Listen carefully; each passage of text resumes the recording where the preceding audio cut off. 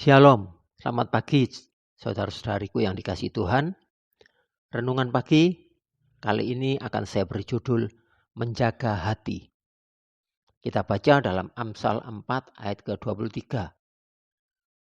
Jagalah hatimu dengan segala kewaspadaan, karena dari situlah terpancar kehidupan. Dalam terjemahan lain mengatakan, jagalah hatimu baik-baik, sebab hatimu menentukan jalan hidupmu.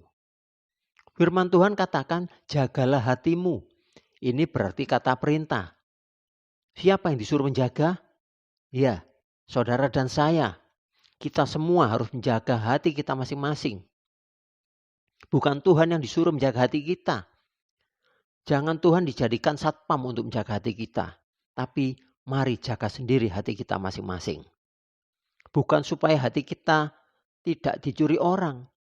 Tetapi supaya hati kita tetap dipenuhi dengan damai sejahtera dan penuh sukacita. Amin. Saudaraku, waktu terus berlalu tanpa terasa kita sekarang sudah menginjak di bulan Februari. Saat ini kita sudah melangkah di tahun 2023. Menurut tahun baru Cina, tahun ini dengan Shio kelinci air. Kelinci dalam astrologi Tiongkok melambangkan kesabaran dan keberuntungan. Menurut artikel yang saya baca, mengungkapkan ada 5 shio yang bernasib baik atau hoki pada tahun 2023 ini. Yaitu shio kuda, shio kelinci, shio babi, shio tikus, dan shio kerbau. Tetapi kita sebagai orang percaya, yang menentukan hidup kita bukan dari prediksi atau ramalan-ramalan manusia. Yang menentukan jalan hidup kita adalah keputusan diri kita sendiri. Bagaimana kita bisa menjaga hati kita dengan segala kewaspadaan. Sebab ketika hati kita bersih, murni, tulus, dan kita bisa menjaganya dengan baik, maka bisa dipastikan kehidupan kita pasti akan lebih baik. Hati kita sangat menentukan jalan hidup kita untuk masa depan yang lebih baik. Jadi kegagalan dan keberhasilan hidup kita sangat dipengaruhi oleh hati kita.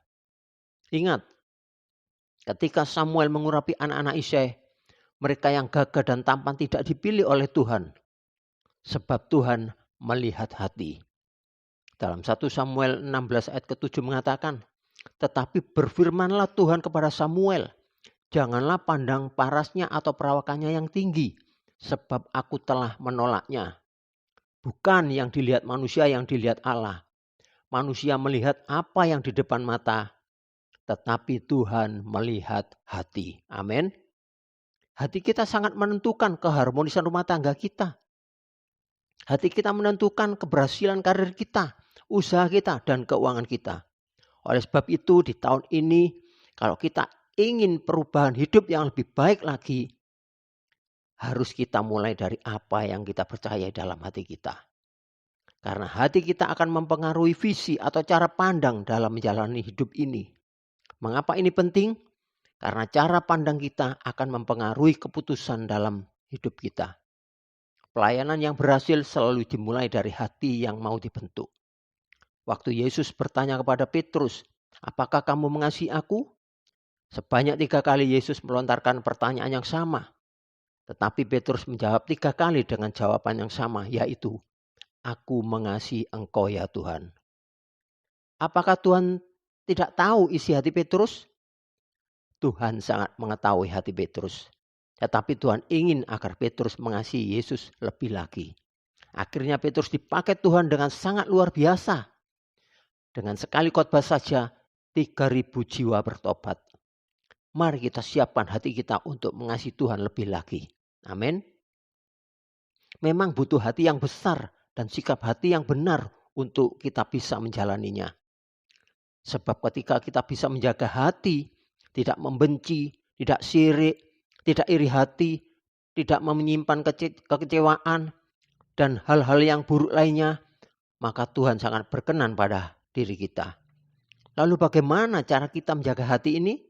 Ya, kita harus hidup sesuai dengan firman Tuhan. Sebab firman Tuhan itu akan membentuk cara pandang kita. Dan cara pandang kita akan membentuk tindakan kita. Dan tindakan kita akan membentuk karakter kita. Dan karakter kita itulah yang akan menentukan masa depan kita. Amin. Kalau karakter kita sudah berubah, maka kita akan menjadi orang yang paling diberkati. Haleluya. Sebab tindakan yang salah akan membawa kita pada kegagalan. Tetapi tindakan yang benar akan membawa kita pada keberhasilan. Saudara ingin berhasil? Saudara ingin berkati? Ya.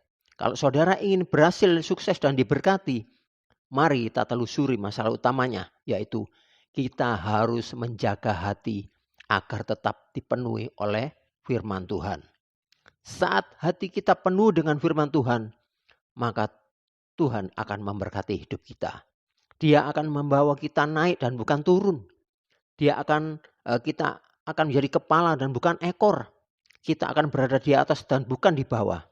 Oleh sebab itu, mari kita menjaga hati pribadi lepas pribadi dengan baik, agar selalu berkenan kepada Tuhan. Supaya hidup kita bisa dipakai dan dipilih Tuhan seperti Daud. Semula dia hanya menggembalakan 2 atau 3 ekor kambing domba. Tetapi Tuhan mengangkatnya untuk menjadi raja atas bangsa Israel yang besar. Saya percaya jika kita memiliki hati yang berkenan kepada Tuhan dan bisa menjaga hati kita dengan baik, maka saudara dan saya pun nantinya akan dipakai oleh Tuhan. Saudara akan dipilih oleh Tuhan untuk memuliakan namanya. Sekian firman Tuhan, mari kita berdoa. Terima kasih Tuhan, di pagi ini kami sudah mendengarkan firman-Mu supaya kami lebih lagi untuk menjaga hati kami. Supaya hati kami selalu berkenan kepadamu ya Tuhan. Dan ketika kami bisa menjaga hati kami, maka masa depan kami akan lebih baik. Dan Engkau akan memakai kami, memilih kami untuk sebagai alat kemuliaan-Mu. Terima kasih Tuhan, kami akan menjalani aktivitas kami sepanjang hari ini. Dan kami serahkan hanya dalam nama Tuhan Yesus Kristus. Haleluya. Amin.